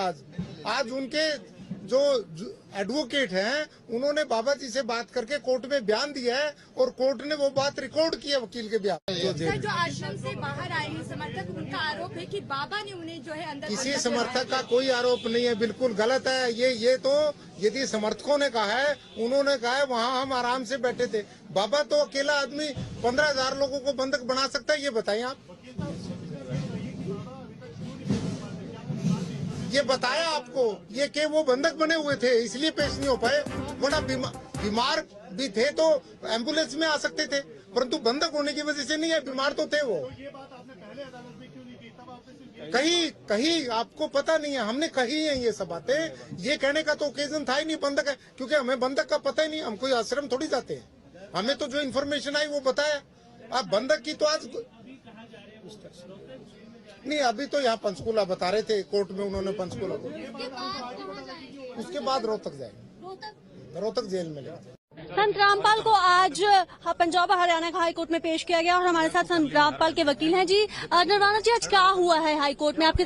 आज संत रामपाल जी खुद पर्सनली कोर्ट में पेश हुए हैं और उनको पुलिस ने पेश किया है। और संत जी ने ये कहा है कि मैं तो खुद बंधक बना हुआ था, मैं क्या करता, मेरी मजबूरी थी, इसलिए मैं कोर्ट में नहीं आ सका। मैं बीमार जरूर हूँ, परंतु बीमार के होते भी मैं कोर्ट में आता। किसने बंधक बनाया था उनको? कुछ लोग थे वहाँ पर, हजारों लोग थे। वो कहने लगे तुमने नहीं जाना, इनको रोका हुआ था। अब पुलिस ने जब इनको छुड़ाया तो ये डायरेक्ट एम्बुलेंस में पुलिस इनको कोर्ट में ले। और कितनी देर से बंधक थे वो?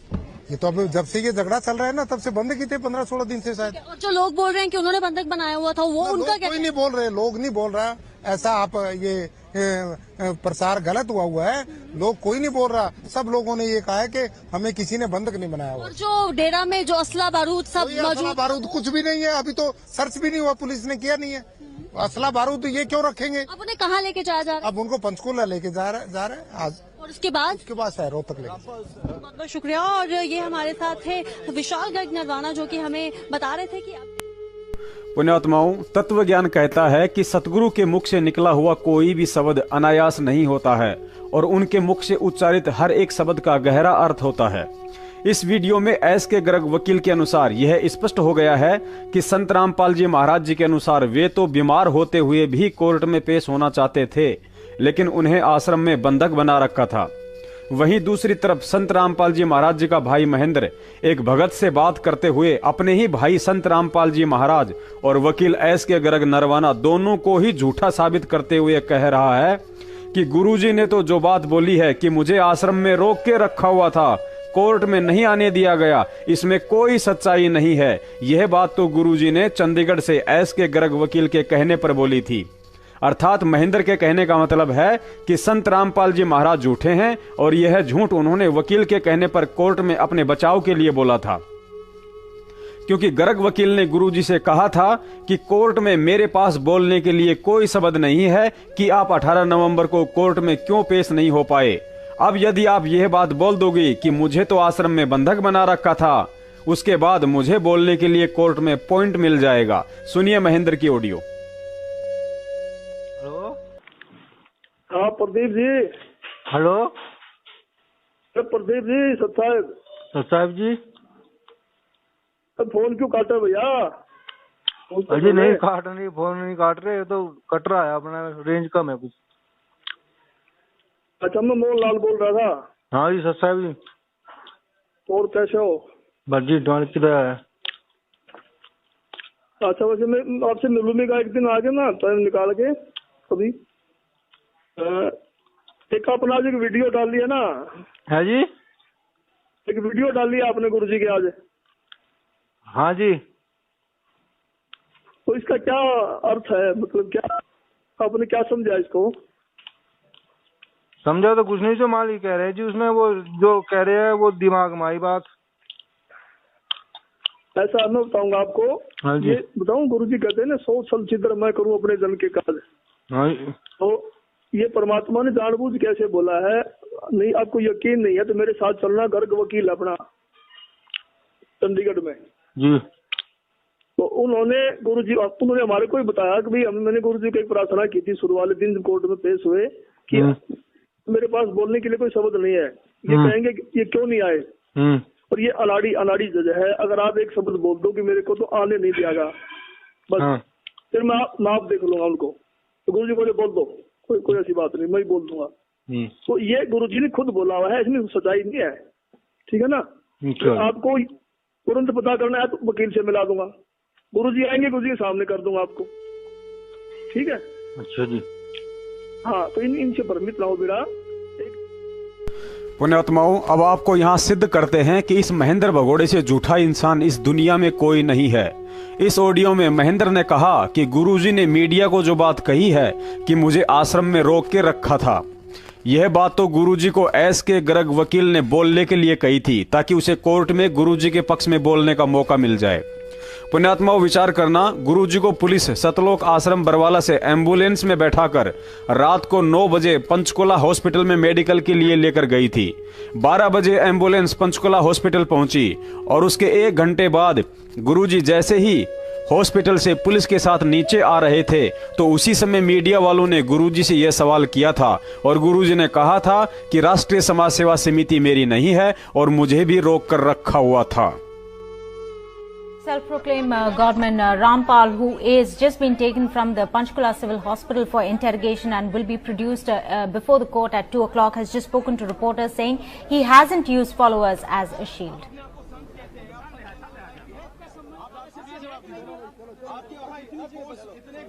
रिपोर्ट आ चुकी है, आपको मेडिकल रिपोर्ट आ चुकी है, उसमें है कि आप बिल्कुल सही है, लेकिन कोर्ट को गुमराह कहीं ना कहीं किया गया। ये कहा जाता रहा कि आप अस्वस्थ है जिसकी वजह से कोर्ट में पेश नहीं हो पाए। अब स्वस्थ हो गया, मैं पहले बीमार था। रामपाल जी, आपकी जो बेल एप्लीकेशन थी वो भी अब रिजेक्ट कर दी गई है, जो 2008 में आपको बेल मिली थी कोर्ट की तरफ से, उसके बारे में क्या कहना है? धन्यवाद। जो पूरा विवाद हुआ उसमें 6 लोगों की जान गई, आपको कोई अफसोस है उस बात का? बहुत अफसोस है। नहीं, जो आपने अपने अनुयायियों को ढाल बनाया और आप पीछे छुपे रहे, मैंने किसी को नहीं, वो आप सही मानते हैं? मैंने नहीं बनाया किसी को, वो अपने आप ही बन रहे थे, मुझे भी रोक रखा था। पुण्यात्माओं, अब आप जी स्वयं विचार कर लेना कि जिस समय गुरुजी ने यह बंधक बनाने वाला बयान दिया था, उस समय तो यह एस के गर्ग वकील गुरुजी से मिला भी नहीं था। फिर कहां से तो गुरुजी ने वकील के कहने से झूठ बोल दी और कहां इस वकील ने गुरुजी को झूठ बोलने की सलाह दे दी। और दूसरी बात, सारनाम लेने के बाद भी इस गद्दार महेंद्र ने यह कैसे विश्वास कर लिया कि वह असंख्य ब्रह्मांडों का मालिक सत्यवादी परमात्मा कैसे अपने बचाव के लिए एक 2 कौड़ी के वकील के कहने से अपने विधान को तोड़कर झूठ बोल सकता है। मतलब यह व्यक्ति गुरुजी को परमात्मा नहीं बल्कि अपने जैसा एक सामान्य व्यक्ति ही समझता है। और ऐसे नालायकों के लिए ही कबीर साहिब जी ने कहा है कि गुरु को मानुष जानते ते नर कहिए अंध, ओए दुखी संसार में आ गए यम के फंद। और गुरु को मानुष जो गिने चरणामृत को पान, ते नर नर के जाएंगे जन्म जन्म हो समान। दूसरी तरफ गर्ग वकील ने यह तो कह दिया कि आश्रम में गुरुजी को असामाजिक तत्वों ने बंधक बना रखा था, लेकिन उस असामाजिक तत्व राष्ट्रीय समाज सेवा समिति का नाम छुपाकर यह भी साबित कर दिया कि या तो इस वकील साहब की जानकारी शून्य थी या पैसों के वजन के आगे इसकी जीभ नहीं उठ पाई।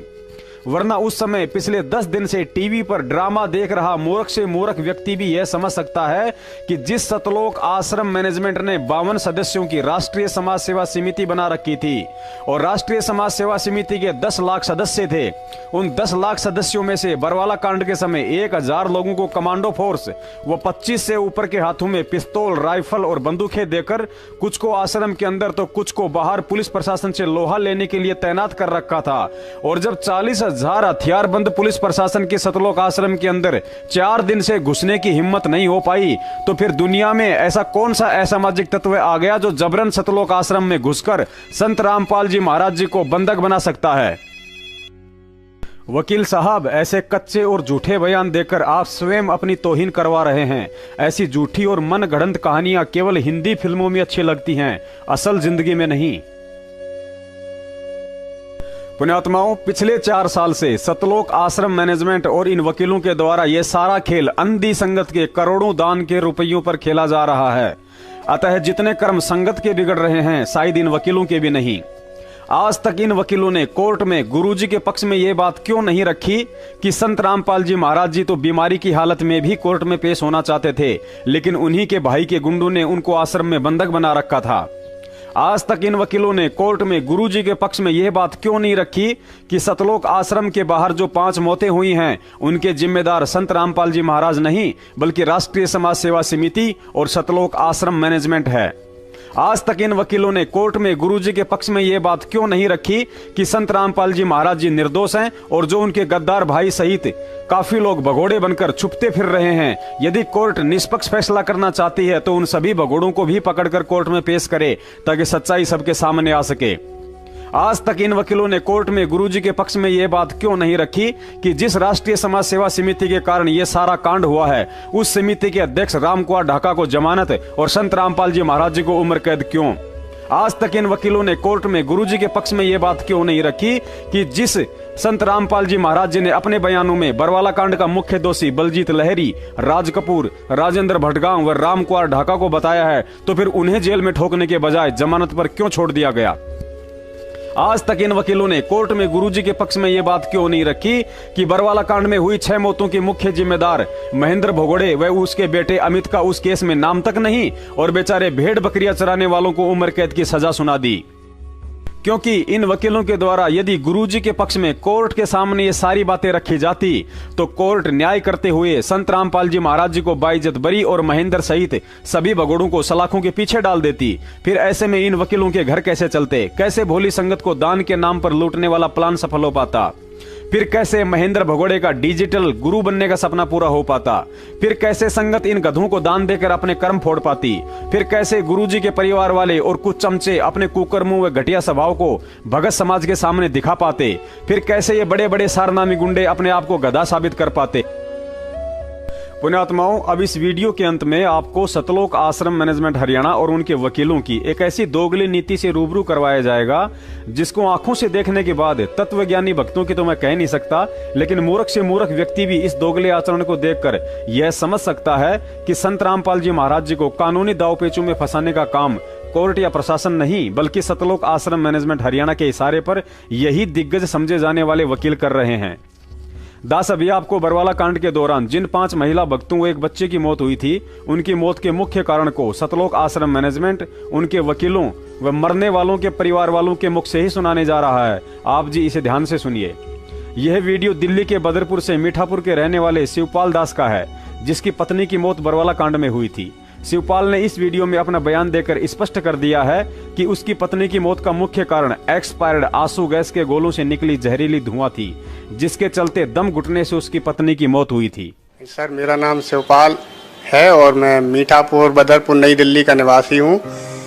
मैं संत रामपाल जी महाराज जी से मैंने 2012 में उपदेश लिया था पूरे परिवार से। तो मैं वहाँ आश्रम में 2012 मैंने उपदेश लिया। उपदेश लेने के बाद मैं आराम से वहाँ हर महीने में 2 बार वहाँ सत्संग होता है 3-3 दिन का।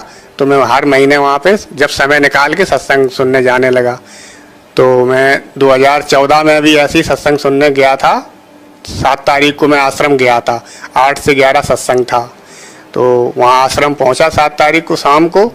तो मैं वहाँ पे जब खाना वाना भंडारा खा के और उसके बाद जब आपस में भक्तों से बातचीत की तो वहाँ पता लगा कि गुरुजी का स्वास्थ्य ठीक नहीं है। 8 तारीख को सुबह में पता लगा कि वो गुरुजी का स्वास्थ्य सही नहीं है, इसलिए सत्संग सीडी द्वारा हुआ था। तो वहाँ पे जब 3 दिन तक सत्संग सुना, 8 से 11 सत्संग सुना, सीडी द्वारा हुआ। तो गुरुजी के फिर तबीयत सही नहीं हुई। तो और भक्तों से इधर उधर पता चला, सेवादारों से, कि अभी गुरुजी का स्वास्थ्य सही नहीं है, इसलिए वो सही नहीं है तो सत्संग करेंगे नहीं। तो मैंने सोचा कि अब नहीं करेंगे तो देखते हैं, गुरुजी के स्वास्थ्य होने की इंतजार करते रहे कि इंतजार कर लूं तो दर्शनार्थ ही रुक जाऊं। फिर मैंने कहा गुरुजी का यहाँ तक आए हैं तो गुरुजी के दर्शन करके ही जाना चाहिए। गुरुजी के दर्शनार्थ रुक गया।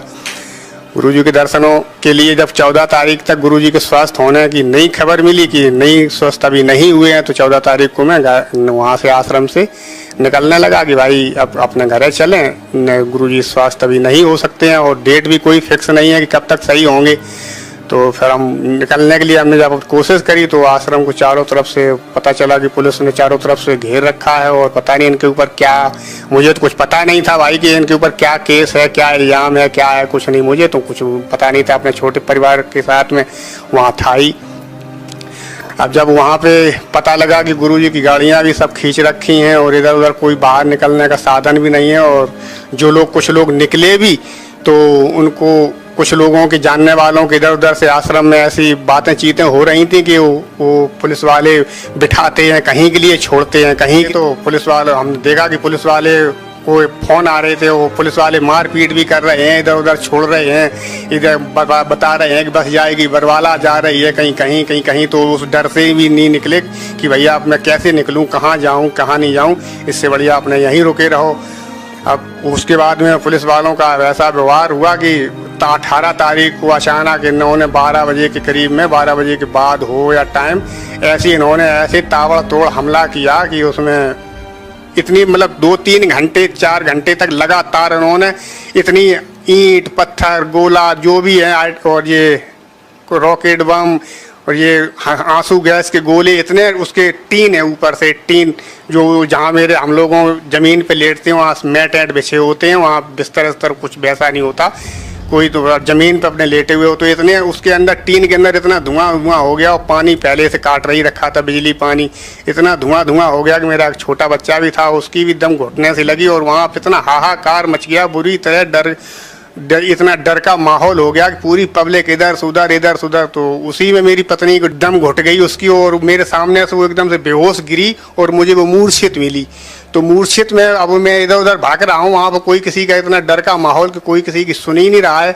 और पुलिस वाले फिर भी रुकने को तैयार नहीं, दे दनादन मारा मार। उसके बाद में मेरी पत्नी को मैं इधर उधर कुछ भक्तों से कहा भी मैंने कि भाई मेरी पत्नी ऐसे ऐसे मूर्छित है, ना तो पानी मिला। और जब वो मुझे मूर्छित मिली फिर वो होश में नहीं आई। तो मैं इधर उधर एम्बुलेंस के लिए कुछ लोगों ने प्रयास भी किया कि शायद इधर उधर आ जाए, लेकिन वहाँ पर कोई एम्बुलेंस नहीं आई। 18 तारीख की रात भर मैं वहीं आश्रम में जैसे भी लेटा गुजारा किया, अपना लेटे रहे। और सुबह में करीब 7:30-8 बजे में पुलिस वालों ने के सामने मैं बाहर निकल के आया। उनको से मैंने कहा कि भाई मुझे निकलने दो, मेरी पत्नी अभी बेहोश पड़ी है और पता नहीं मर गई है कि क्या है, मुझे नहीं मालूम। लेकिन वो कल रात से जब से ये गांसू गैस की घुटन से वो अभी तक होश में नहीं आई है। तो वहाँ जाते जाते जब डॉक्टरों ने चेक किया तो वो मृत घोषित कर दी उन्होंने। 19 तारीख को सुबह 19/11 को सुबह 9 बजे करीब में मृत। उसके बाद सुनिए यह छोटा सा वीडियो जिसे लाखों रुपया खर्च करके सतलोक आश्रम मैनेजमेंट वालों ने फिल्मी कलाकारों से बनवाया था। इस वीडियो में सतलोक आश्रम मैनेजमेंट की तरफ से लिखी गई स्क्रिप्ट के आधार से इस कलाकार ने भी यही कहा है कि दिल्ली के शिवपाल भगत की पत्नी की मौत पुलिस के द्वारा दागे गए आंसू गैस के गोलों से हुई थी। मोहित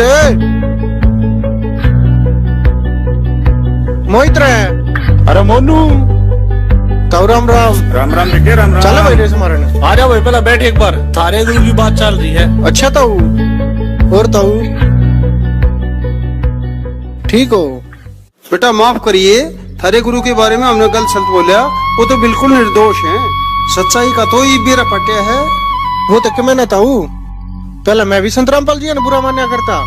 जब मेरी चौंध टूट गई, आज आपकी टूट गई, और एक दिन तो ताऊ ये सारी दुनिया की टूटेगी। अच्छा रे, अच्छा तुमने क्या लगा बेटा? 302 वाले केस में थारे गुरुजी बरी हो जाएंगे। ताऊ हमने संविधान पे पूरा भरोसा है। इन सारे केसा का फैसला हमारे हक में आना है, और ये सारे केस झूठे ला रखे हैं। हमारे गुरुजी बाइज्जत बरी आने हैं। अच्छा तो बेटा थोड़ी सी खोल के बता बात ने। ताऊ पहली बात तो यह, एक घटना पे 2 FIR नहीं कट सकती, और उनने मारे पे 2 FIR 429 और 430 दोनों काट दी। अक डबल सजाओ। अम्बे यार मोनू न्यू क्यों कर भाई? 429 तय अपना एक दिल्ली का भगत भाई है शिवपाल, उसके नाम तो काटी है। और भाई पुलिस ने उड़े कोहराम मचाया है। आंसू गैस के गोले, लाठी चार्ज, रॉकेट बम, और ताऊ लगातार जाटे में 4 घंटे पानी की बारिश करी है, जिससे 5 औरत और एक 1.5 साल के बच्चे की मौत होगी। ताऊ उनमें एक शिवपाल की औरत थी जो मरी थी। उसके बाद इस वीडियो में जब त्रिवेंद्र सैनी ने हकीकत बताई कि उन 5 महिलाओं व बच्चे की मौत का मुख्य कारण भगदड़ थी, तो वही पास में बैठे सुप्रीम कोर्ट के वकील AP सिंह व गिरीश दास ने यह कहकर कि भगदड़ भी तो पुलिस के कारण ही हुई थी, स्वीकार कर लिया कि उन सब की मौत का कारण पुलिस प्रशासन ही था, चाहे भगदड़ हो या आंसू गैस के गोले। और आप उन पर लाठी चलाएंगे जिन बच्चों पर, महिलाओं पर जो सीबीआई जांच की मांग कर रहे थे। क्या अपने केस में सीबीआई की जांच की मांग कौन करता है? AP सिंह जी, सीबीआई की जांच आप देखिए, वहां के मेरी बात सुनिए। देखिए सीबीआई जांच की मांग कर रहे थे। पोस्टमार्टम रिपोर्ट है। हाँ बिल्कुल पोस्टमार्टम जो 5 महिलाएं और एक बच्ची मरी, उनकी पोस्टमार्टम रिपोर्ट है। बिल्कुल आपके पास नहीं है अभी? बिल्कुल मैं आपको बताता हूँ, उनकी मृत्यु का कारण जो थी वो भगदड़ के कारण हुई। भगदड़ में दबने के कारण महिलाओं की मौत हुई। किसने क्रिएट की भगदड़? जब भगदड़ बैठे थे अंदर से फायरिंग किसने क्रिएट की? अंदर से फायरिंग की। अंदर से फायरिंग पता ही नहीं है। बाहर पुलिस खड़ी हुई, अंदर से फायरिंग स्टार्ट की गई। लेकिन एक चीज है त्रिवेंद्र जी, ठीक है त्रिवेंद्र जी, एक चीज तो है इसके गोले। और सारी संगत जानती है कि पिछले 4 साल से सतलोक आश्रम मैनेजमेंट और उनके वकील भी संगत को या प्रेस कॉन्फ्रेंस के माध्यम से देश दुनिया को यही संदेशा दे रहे थे कि उन 6 भक्तों की मौत की वजह पुलिस के आंसू गैस के गोले थे। इसके बाद जब 2018 में कोर्ट ने उन 5 मौतों का जिम्मेदार पुलिस के आंसू गैस के गोलों को ना बताकर इन सब का जिम्मेदार निर्दोष संत रामपाल जी महाराज जी सहित 14 भक्तों को ठहराया, तो उसके बाद एकाएक सतलोक आश्रम मैनेजमेंट हरियाणा और इनके वकील पिछले 4 साल से तोते की तरह रट्टा लगा रहे अपने उस बयान से पलट जाते हैं और सरकारी वकील के माध्यम से हाई कोर्ट में रिट लगाते हुए यह झूठ कहकर गुरुजी का पक्ष रखा जाता है कि उन 6 भक्तों की मौत का मुख्य कारण उनकी बीमारी थी, अर्थात उन सभी भक्तों की मृत्यु बीमारी के कारण हुई थी।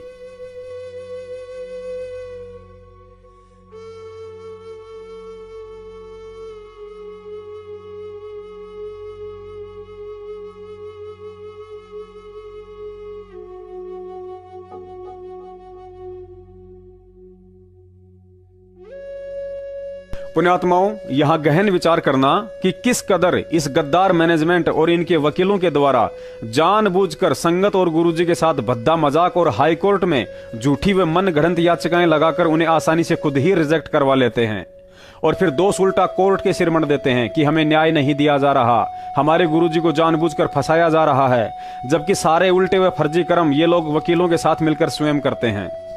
विचार कीजिए, जब आप पिछले 4 साल से पुलिस पर केस करवाकर उन मौतों का जिम्मेदार हरियाणा प्रशासन व आंसू गैस के गोलों को बता रहे हैं और आज अचानक खुद ही अपने बयान से पलटकर उसी कोर्ट में याचिका दायर करके कह रहे हो कि उनकी मौत तो बीमारी के कारण हुई थी। क्या जज इतना मूर्ख है जो तुम्हारी इन दोगली बातों को समझ नहीं पाएगा और याचिका को स्वीकार कर लेगा? क्योंकि जज के पास तुम्हारे वे एफिडेविट भी सुरक्षित हैं जिनमें इन्हीं वकीलों ने हवाला दिया था कि मौत आंसू गैस के गोलों से हुई थी, और अब यह बीमारी वाला एफिडेविट भी सुरक्षित रहेगा। और जब कोर्ट कहेगा कि तुमने सरकारी वकील के माध्यम से बीमारी से मरने की रिट तो लगा दी, लेकिन उन 6 लोगों की सरकारी मेडिकल रिपोर्ट भी पेश करो जो यह साबित कर सके कि वास्तव में उनकी मौत बीमारी से हुई है। अब एक कहावत है कि नंगा नहाएगा क्या और निचोड़ेगा क्या, क्योंकि सरकारी हॉस्पिटल की मेडिकल रिपोर्ट सरकार ने पहले ही कोर्ट में पेश कर दी थी जिसमें उनकी मौत का कारण भगदड़ बताया गया था। अब सतलोक आश्रम मैनेजमेंट के वकीलों के पास कोर्ट में पेश करने के लिए बीमारी की मेडिकल रिपोर्ट नहीं बल्कि संजय दिल्ली वाले की तरह शंख और घंटा ही बचेगा, जिसे मिलकर जज के सामने बजाते रहो। और यह भी सबको पता है कि जज अपना फैसला गवाह और सबूतों के आधार पर सुनाता है, ना कि शंख और घंटों की आवाज सुनकर। उम्मीद करता हूं संगत को इन षड्यंत्रकारियों का सारा खेल समझ में आ गया होगा कि कैसे इन गद्दारों के द्वारा संगत से मजाक और गुरुजी के साथ घटिया राजनीति खेली जा रही है। अगर वास्तव में संगत को गुरु चाहिए तो इन सब पहलुओं पर गहन विचार करके ज्ञान आधार पर चलते हुए इस गद्दार सतलोक आश्रम मैनेजमेंट को तन मन धन से छोड़ना होगा और उस समर्थ की समर्थता पर यकीन करते हुए सत भक्ति मार्ग पर अडिग होकर चलना होगा। उस समय परमात्मा अपने बच्चों को सत्य असत्य की परख करके सतमार्ग पर चलता हुआ देखकर वैसी ही दया कर सकते हैं जैसे कि 2008 में की थी, यानी कि बिना किसी वकील, मैनेजमेंट और सत्सेवकों के पल में जेल से बाहर आ जाना। क्योंकि परमात्मा कहते हैं, कहे कबीर सुनो भाई साधो, मैं तो हूं विश्वास में।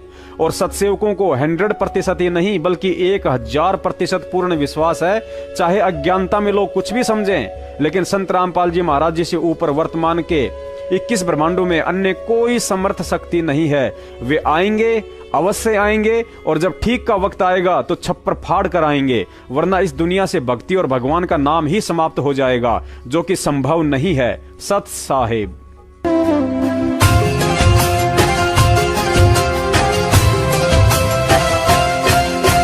जिसके सिर पर कृपा गुरु की, वो दुख कैसे पाएगा।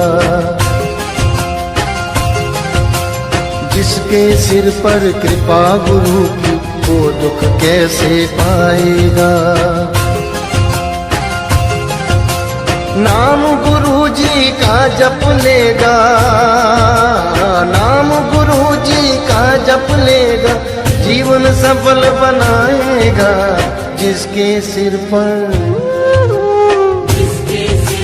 कृपा गुरु की, वो दुख कैसे पाएगा। जिसके सिर पर कृपा गुरु की, वो दुख कैसे पाएगा।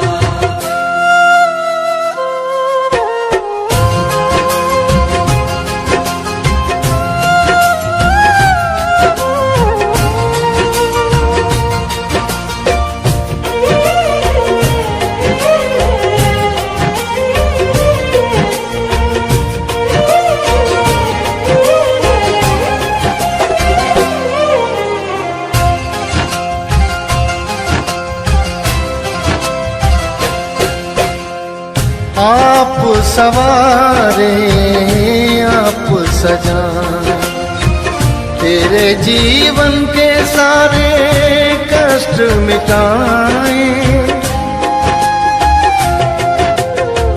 आप सवारे आप सजाए, तेरे जीवन के सारे कष्ट मिटाए। बोलो सतगुरु जी